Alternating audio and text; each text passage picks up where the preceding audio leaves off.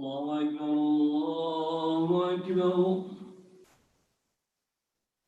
الله أكبر الله أكبر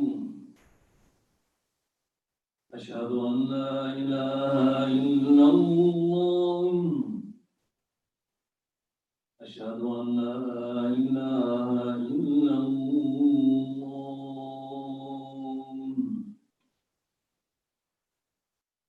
أشهد أن محمدا رسول الله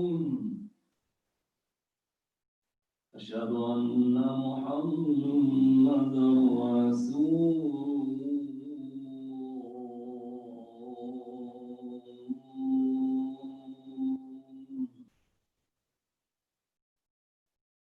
حي على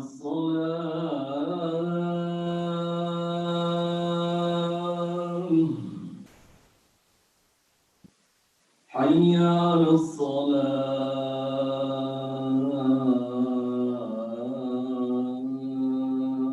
الصلاة حي على الفلاح حي على الفلاح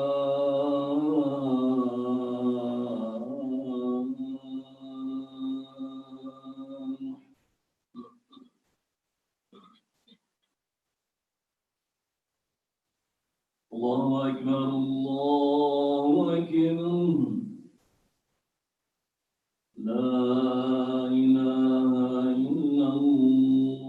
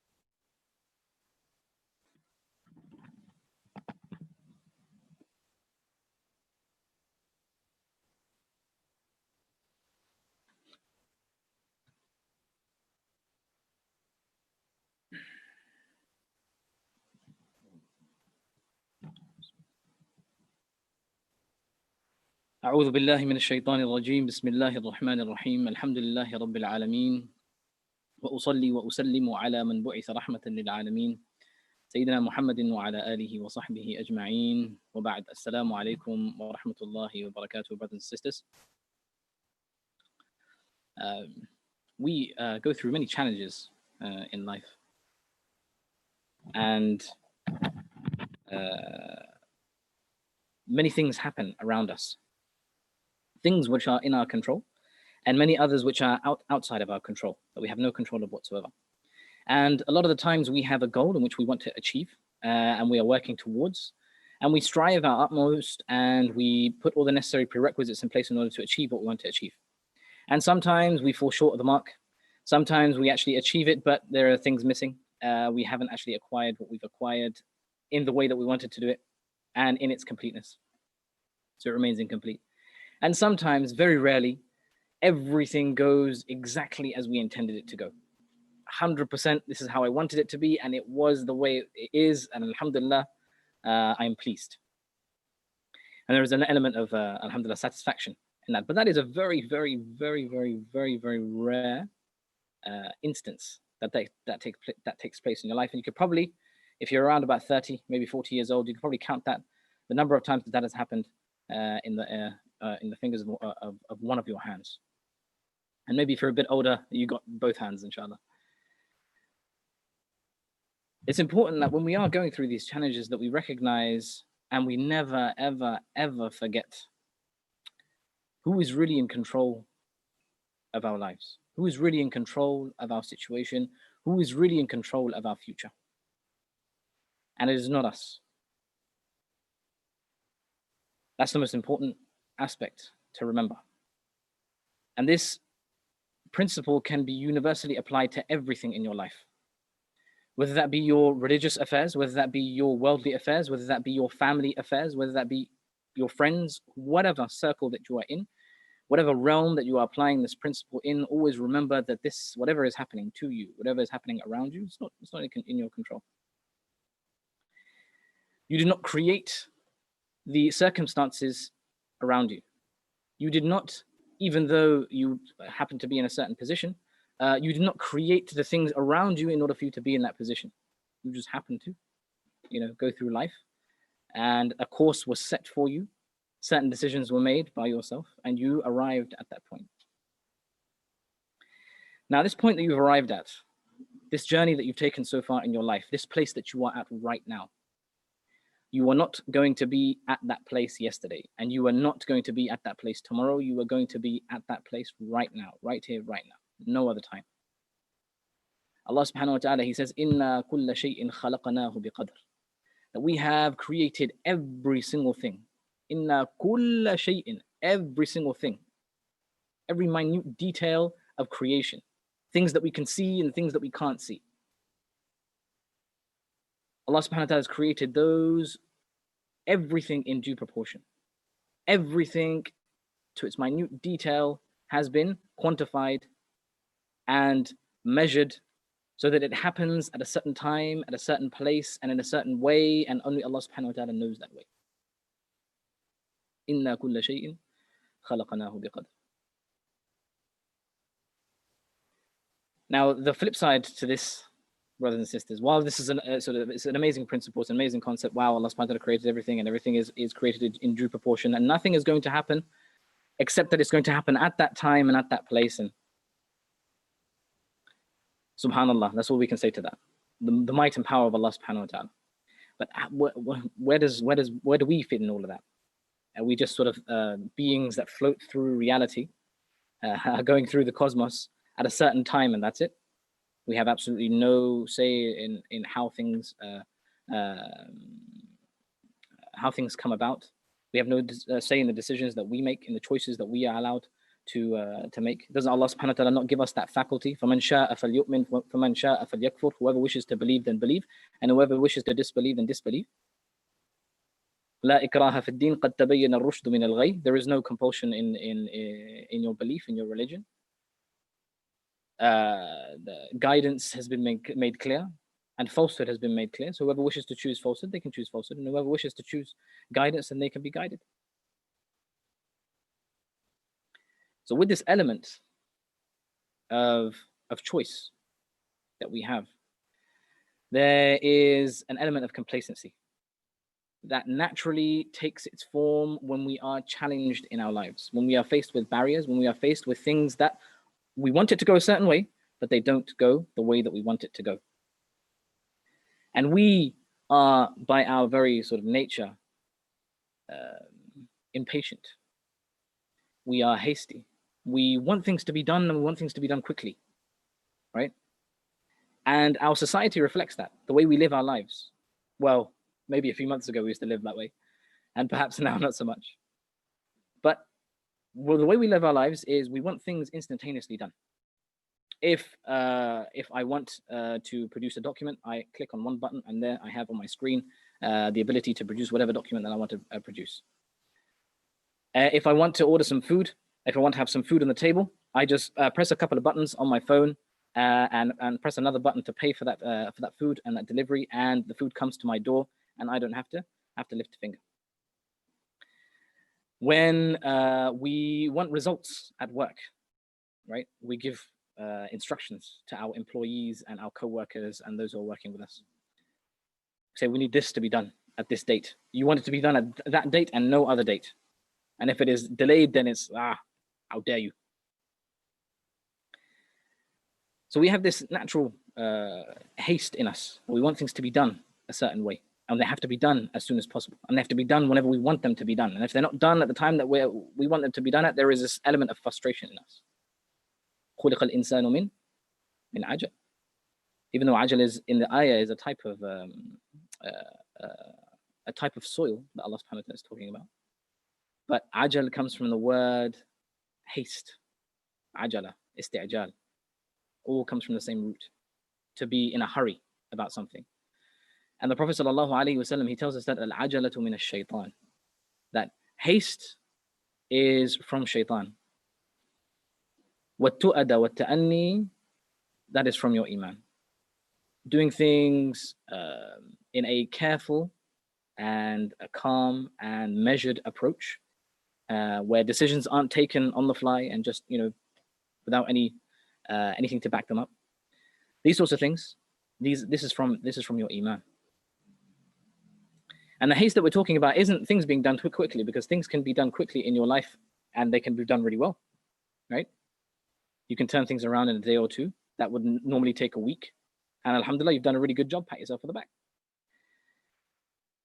But the haste that we are talking about is making decisions for many reasons. One of those is perhaps that for external factors, you're being pressurized to make that decision. You yourself are not sure. You yourself haven't got enough data to make an informed decision. You yourself are in two minds, but someone else is hurrying you. Brother, sister, come on, man, hurry up. Make a decision, right? So you're forced to just make a decision, not because you yourself are convinced that this is the right decision to make, it's because someone else is telling you to make that decision quickly. Your haste can come from a sort of a want and desire in your own self to see something happen quickly, and that you don't accept it to be done at a later date. Now, the problem with all this stuff is that Allah subhanahu wa ta'ala, it inherently goes against what Allah subhanahu wa ta'ala has advised us and instructed us with, and it goes inherently against what the Prophet sallallahu alaihi wasallam had instructed us with.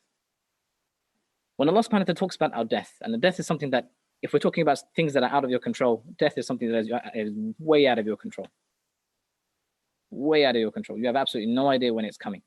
But it's coming. It's certain. But Allah subhanahu wa ta'ala says regarding it, لا يستقدمون ساعة ولا يستأخرون. It's not going to come before its time. Neither is it going to come later than its time. It's going to come at the exact precise moment that Allah subhanahu wa ta'ala wants it to come. All you have to do is wait for it.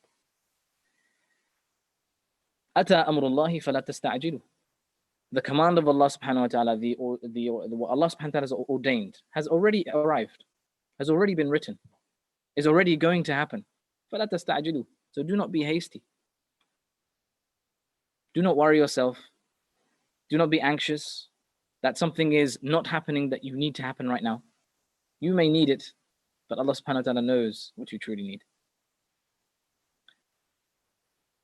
Same thing with the Prophet ﷺ and his advice. When the pilgrimage, when the Prophet ﷺ went for pilgrimage, and he was stopped by the mushrikun of Quraysh, and they didn't allow him to make the pilgrimage and complete all of the nusuk, and they stopped them from entering Masjid al-Haram. And they were turned back. Many things happened in this story, but eventually they were turned back and they reverted back to Medina. Now the Prophet ﷺ had seen a dream that he was going to make the Hajj, and he had told his companions that he was going to make the Hajj. So when they couldn't make the Hajj at the year that they intended to, and they were turned back, naturally it would be the same reaction that we would have, and it's the same reaction that we have in our own lives today. That when this thing happens, there is a level of dissatisfaction, of angst and anxiety amongst the companions, to the point where Umar radiallahu ta'ala anhu, he turns around to the Prophet sallallahu alayhi wa sallam and he questions him. And he asks him, Alasna ala al-haq wa hum ala al-batil? Right? Are we not upon the truth and they upon falsehood? Aqatlana fil jannati wa qatlahum fil nar? Are not our dead in Jannah and they're dead in hellfire? And to all of this, the Prophet sallallahu alayhi wa sallam is nodding his head, yes, yes. فَلِمَ نُؤْتِ الدَّنِيَّةَ فِي دِينِنَا يَا رَسُولَ اللَّهِ? Why are we accepting defeat? Why are we allowing ourselves to take the lower ground? Why are we submitting with regards to our deen to these people who are fighting us and persecuting us, and for no other reason except that they have hasad, jealousy and enmity towards you, Ya Rasulullah, for the message that you have been endowed with? Right? So things are not going the way the Muslims want to go. And Umar radiallahu anhu is expressing a natural emotion that will be expressed by any normal human being. And he's expressing it to his leader, to his savior, to his beloved, to his master, to the person that he looks at for solace and guidance. And it is rightly directed towards him, because only he, sallallahu alayhi wasallam, can calm Umar, the storm that is the raging inside of his heart. And so the Prophet sallallahu alayhi wasallam, he turns around to Umar radiallahu anhu and he says to him, did I say that we will go this year? SubhanAllah. Umar is silenced. He doesn't know what to say. And he goes to Abu Bakr and he says the same thing. And Abu Bakr says exactly the same thing that the Prophet sallallahu alaihi wasallam says. Alayhi salatu wassalam. And what the Prophet sallallahu alaihi wasallam is laying the foundations for here in Umar radiallahu ta'ala anhu, and by extension the rest of the Muslim ummah, is that, look, we plan, we put things in place, we make all the necessary arrangements, and we actually do the work. We go to the house of Allah subhanahu wa ta'ala. But if it is not written for us, if it is not meant to be, then something will stop us in our path and we won't be able to do it. This doesn't mean that Allah subhanahu wa ta'ala is somehow displeased with us. This doesn't mean that we have done something wrong in the steps that we have taken in order to do something. No. It just means that Allah subhanahu wa ta'ala has ordained for you to do it another time. This is not your time. Inna kulla shay'in khalaqnahu biqadr. Allah subhanahu wa ta'ala has created every single thing, including the Hajj that the Prophet sallallahu alaihi wasallam was supposed to do. He has created every single thing, every action of the human being in due proportion, that it happens at that time and no other time.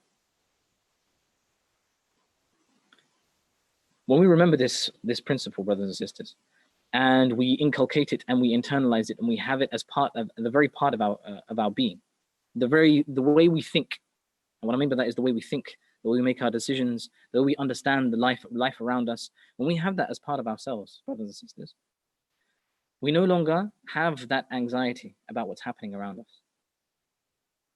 We no longer have any want to somehow be tyrannical and controlling over everything that's happening around us, over the people that are around us, over the scenarios and situations that are taking place around us. We don't have to have an opinion about everything and make sure we express that opinion. We don't have to be controlling and tell everybody what to do and when to do it. We don't have to be angry at the fact that people don't do what we say when we say it. Rather, we do what is necessary, what is our responsibility, what we have been charged to do, and we do it to the best of our ability. And we make sure that we fulfill all of the conditions for the work that we are supposed to do. Whether that be in our relationship with Allah subhanahu wa ta'ala and worshipping Allah. So we do that to the best of our ability. And we make sure that we fulfill all of our obligations. And when we fall short, we make up. It's okay. Everybody's going to fall short sooner or later. Everybody's going to trip up and fall. Everybody's going to forget. But when we do that, we make sure we come back. We make up for our mistakes. In istighfar, in redoing the obligations that we've missed, and so on and so forth. Whether that be in our worldly affairs, in your job, you do your job to the best of your ability. It's not just for the paycheck. You do everything that you do that is meaningful in life, you do it with ihsan and itqan. Inna Allah kataba al-ihsana fi kulli shay. Inna Allah yuhibbu idha amila ahadukum amala an yutqinahu. Allah subhanahu wa ta'ala has written ihsan. He's put ihsan in everything that you're supposed to do. Everything that you do, you have to have ihsan in it. Do it to the best of your ability. Do it with the utmost sincerity. Allah subhanahu wa ta'ala loves that you perfect all of your actions. All of these things are masnoon on the Prophet sallallahu alaihi wasallam. This is the guidance of Rasulullah sallallahu alaihi wasallam with regards to our actions. So we do all of these things wholeheartedly. Absolutely, 100%. We don't fall short of the mark. We don't look at something and say, nah, it's not really going to affect my akhirah, so I don't care. No. Whatever responsibilities we are charged with, we do them with the highest standard and the best quality. And this is what Allah subhanahu wa ta'ala wants from us. This is what the Prophet sallallahu alaihi wasallam has taught us. But coupled with that is the recognition that Allah subhanahu wa ta'ala, He has ordained everything. And you are not in control of the outcomes of what you do. If that were the case, brothers and sisters, then the Prophet ﷺ would have guided every single human being on this earth straight away as soon as his words reached their ears. But the Prophet ﷺ didn't. That didn't happen. There were men and women who stood against him. And there were men and women who stood with him and supported him and loved him. And it could have been that the Prophet ﷺ did it all on his own, if that was the case. He didn't need any of his companions to help him out. But his work was completed at the hands and with the help of his companions, ridwanullahi alayhi, which is another important principle. That you don't get everything your way just because you say it, just because you want it to be that way. And we said a few weeks ago that when a person does have that idea that everything has to go their way and nothing is allowed to deviate from that way, there is an element of a tyrannical characteristic that comes to the fore with regards to their character. And may Allah subhanahu wa ta'ala protect us from that. Because that only breaks people's iman, that turns people away, that distances brothers from another, that distances sisters from another. And we know from the guidance of the Messenger sallallahu alaihi wasallam and the Quran that the Prophet sallallahu alaihi wasallam was sent as a mercy to mankind, and he was sent to bring people's hearts together. And he brought people's hearts together through the mercy of Allah subhanahu wa ta'ala. Allah is in control. So always remember that, brothers and sisters, that whatever happens, happens by the will of Allah subhanahu wa ta'ala. And we do whatever we are charged with doing to the best of our ability. And we are patient and we are forbearing on all of the things that don't go the way that we have planned. And we recognize that in this is a challenge for us. And also in this is whatever way that Allah subhanahu wa ta'ala wants things to go, they are manifesting themselves to us. And we recognize that and we understand that and we deal with the situation as it arises. May Allah subhanahu wa ta'ala grant us the ability to understand that our own limitations and our own powers. May Allah subhanahu wa ta'ala grant us the ability to recognize the might of Allah subhanahu wa ta'ala. And may Allah subhanahu wa ta'ala allow us to do all of our works with ihsan and itqan.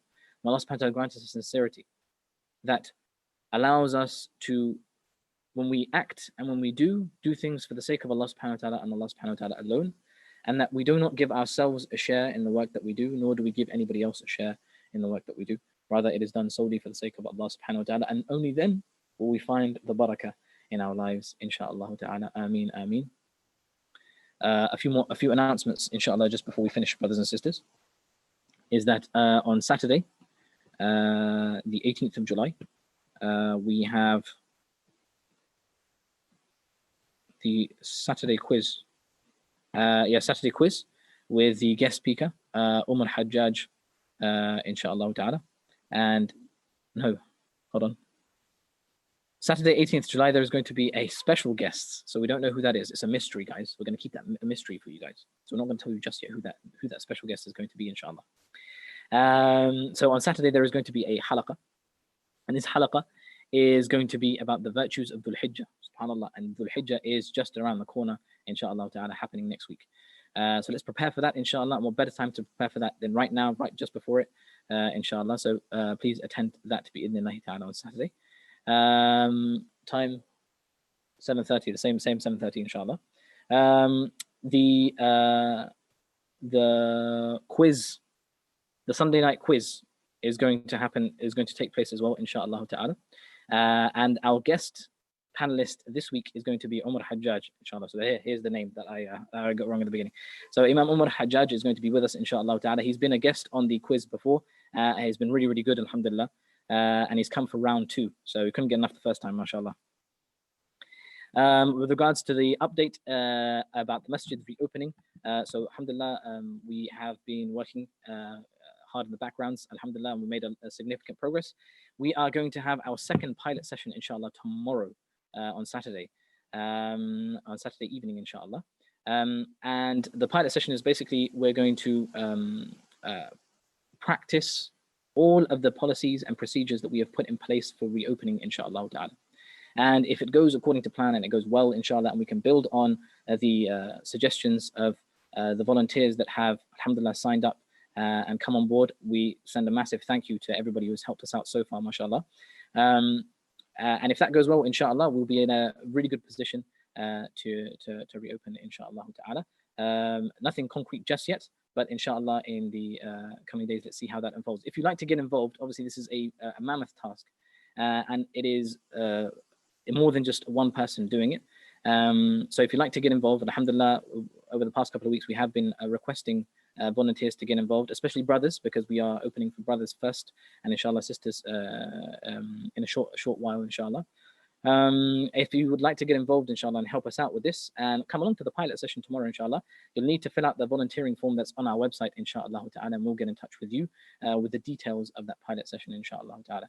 So if you'd like to get involved in that, obviously in the back of your minds that the people who do come to the pilot will be assisting, inshallah, in the reopening as well when the masjid does reopen, with regards to crowd control and managing the affairs in the masjid as well. At the time, inshallah ta'ala. The more volunteers we have, the easier it is for us to manage. It's inconceivable that a small group of people are going to manage a large group of people, and obviously that being a multitude of people, different people coming in every single day. They are exposing themselves to these people and so on and so forth. So there's an element of risk in that. So we want as many people to jump on board with us as possible, inshallah, to make our work a lot easier and expedient as well, inshallah ta'ala. So if you'd like to get involved, again, go on our website, inshallah, volunteering form, fill that in, inshallah, for tomorrow, and we'll be in touch with you as soon as you do, inshallah ta'ala. Jazakumullahu khaira. That concludes our bayan. We ask Allah subhanahu wa ta'ala to accept all that we have done. We ask Allah subhanahu wa ta'ala to look over our shortcomings and forgive us our sins and grant us Jannat al-Firdaus al-A'la. Ameen ya Rabbil Alameen.